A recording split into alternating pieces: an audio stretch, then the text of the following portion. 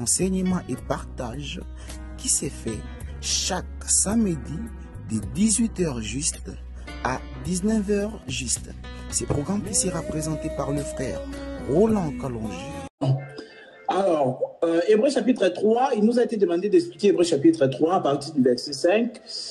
Pour Moïse, il a été fidèle dans toute la maison de Dieu, comme serviteur, pour rendre témoignage de ce qui devait être annoncé. Mais Christ l'est comme fils sur sa maison. Ok. Et sa maison, c'est nous. Pourvu que nous retenions jusqu'à la fin la ferme confiance et l'espérance dont nous nous glorifions. C'est pourquoi, selon ce que dit le Saint-Esprit, ouais, là c'est bon je crois. En fait, il faut comprendre qu'il y a deux maisons. Les deux maisons, c'est quoi? C'est les deux alliances. C'est-à-dire l'ancienne alliance dont, comment on appelle, l'inaugurateur était Moïse. Parce que c'est Moïse qui avait inauguré l'ancienne alliance. Lorsque vous prenez Exode chapitre 24, vous lisez le verset 4 et le verset 8 aussi. Donc l'ancienne alliance, c'est-à-dire qui s'est reposée sur la loi et les œuvres, donc c'était donné par Moïse. Moïse était l'inaugurateur de l'ancienne alliance. Il avait inauguré l'ancienne alliance avec le sang. Bon, on y reviendra de toute façon, ça fait partie de tout ce qu'on doit voir. Mais juste à comprendre que Moïse était l'inaugurateur de l'ancienne alliance. L'ancienne alliance s'est reposée sur la loi et les œuvres. Mais il y a aussi la deuxième maison qui est maintenant la nouvelle alliance. La nouvelle alliance, l'inaugurateur de la nouvelle alliance, c'est Jésus-Christ. C'est lui l'inaugurateur de la nouvelle alliance parce qu'il a inauguré cela dans Matthieu chapitre 26 déjà, lors de la Sainte Seine. Il a dit, prenez ceci est mon corps, buvez ceci est mon sang, car c'est le sang de la nouvelle alliance qui est répandu pour plaisir. Si je suis dans Matthieu chapitre 26, à partir du verset 26 jusqu'à 29, Jésus leur a dit, mangez ce corps, mangez ce pain, car ceci est mon corps. Il a donné aussi à ses apôtres le vin, en disant que ceci est mon sang. Il a dit quoi? Le sang de la nouvelle alliance qui est répandu pour plaisir. Donc, juste pour dire que l'inaugurateur de la nouvelle alliance, c'est maintenant Jésus-Christ. Et la nouvelle alliance, c'est-à-dire la deuxième maison. La première maison, c'est l'ancienne alliance. La deuxième maison, c'est la nouvelle alliance. Et dans cette nouvelle alliance-là, l'inaugurateur, c'est Jésus-Christ. Et la nouvelle alliance se repose sur la grâce et la foi. Je répète, l'ancienne alliance qui est la première maison se repose sur la loi et les œuvres. La loi et les œuvres, c'est-à-dire fais, obéis. Ça, c'est la première maison, l'ancienne alliance. Mais la deuxième maison, qui est la nouvelle alliance, là, cette maison-là se repose sur la grâce et la foi. Aujourd'hui, c'est croix qui verra. Ce n'est plus fais, non. Aujourd'hui, c'est croix. Maintenant, donc c'est un peu ça. Donc, l'ancienne alliance se repose sur la loi et les œuvres.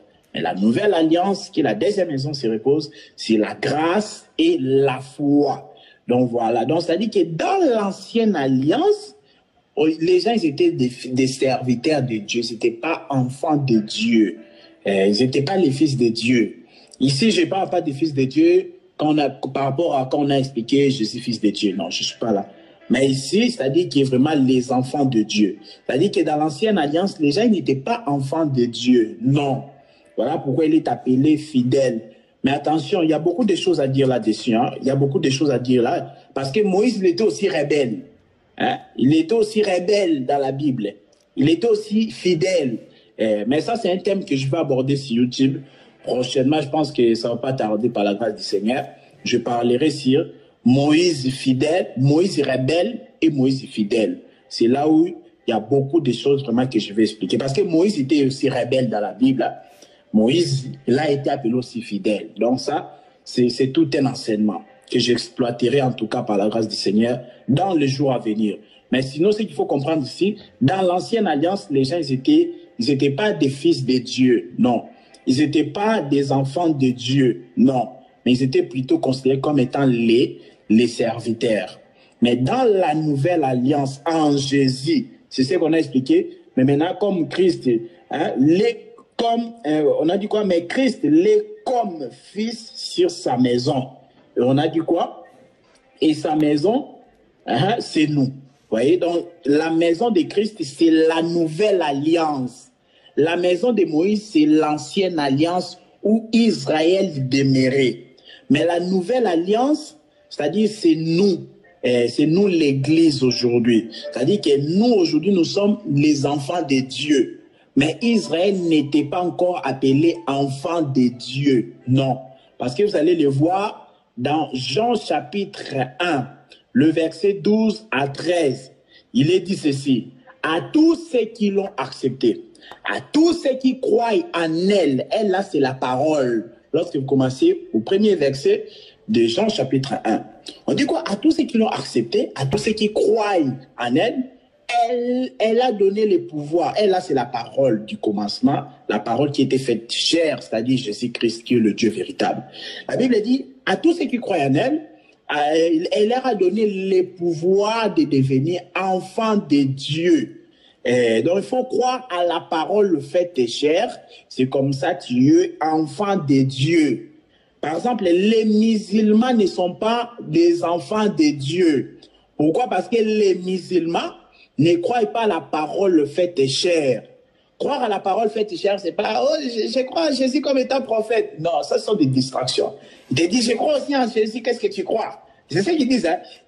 Un musulman m'a déjà dit ça. D'ailleurs, dans le Coran, pour être un vrai musulman, il faut croire en Jésus.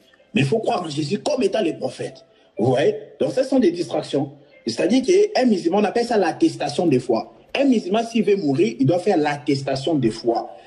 Donc, l'attestation de foi, je reconnais qu'il n'y a qu'un seul Dieu qui a envoyé l'islam, son prophète, son grand prophète Mohamed. Et puis, je reconnais aussi Jésus est aussi prophète de Dieu. Donc, c'est-à-dire dans leur attestation de foi, avant de mourir, c'est-à-dire ils font l'attestation de foi et ils reconnaissent que Jésus était aussi prophète. Et un musulman vraiment m'a dit aussi que, il m'a dit quoi? Nous, dans l'islam, un musulman qui ne croit pas en Jésus ira en enfer. Mais il croit en Jésus comme étant qui?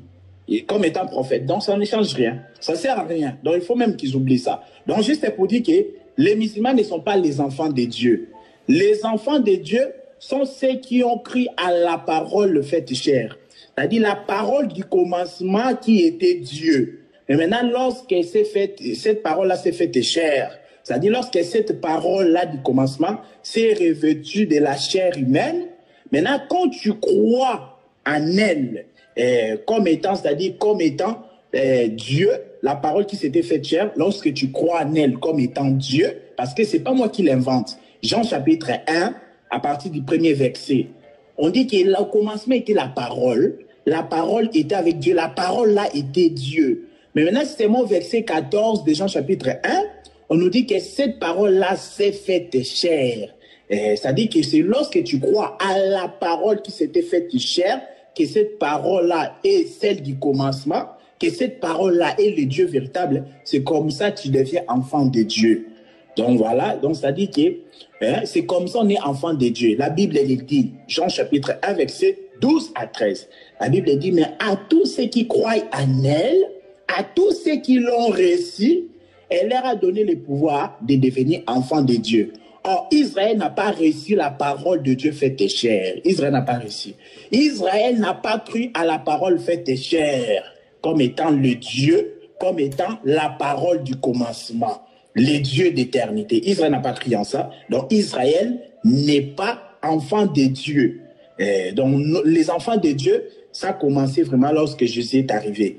Voilà, lorsque Jésus est apparu, c'est comme ça qu'on pouvait identifier les enfants de Dieu. C'est-à-dire, aujourd'hui, nous sommes les enfants de Dieu. L'Église, nous sommes les enfants de Dieu. Et il continue dans Jean chapitre 1, le verset 13. Il dit, ils sont enfants de Dieu, non pas parce qu'ils sont nés de la chair, ni de la volonté d'un homme, mais parce qu'ils sont nés de Dieu. Voilà. Donc nous sommes nés de Dieu. Nous sommes nés d'abord de nos parents biologiques comme ça, et ensuite nous sommes nés aussi de Dieu. Donc pour être enfant de Dieu, il faut naître deux fois. C'est-à-dire tu es né comme ça de tes parents, mais tu es né encore de Dieu, c'est-à-dire tu deviens une nouvelle créature. Donc, pour simplifier, pour répondre, je sais que j'ai fait tout ça et ce mouvement-là, je sais que ça profite aussi à plusieurs, c'est toujours pour augmenter la connaissance. Mais pour te répondre simplement que Moïse a vécu dans l'Ancienne Alliance, et dans l'Ancienne Alliance, les gens, ils étaient les enfants, ils n'étaient pas les enfants de Dieu, ils étaient appelés serviteurs. Donc c'était une relation de maître et serviteur. Donc Dieu, il était leur maître et ils étaient les serviteurs de Dieu.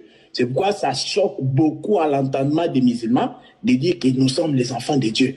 Donc il se choque tellement. Quoi? Dieu il est ton père.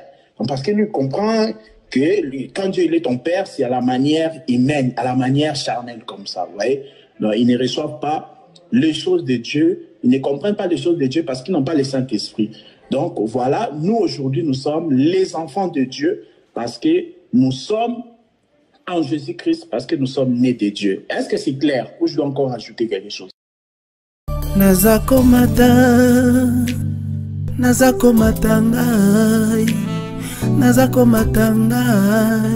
nga nazako matangai.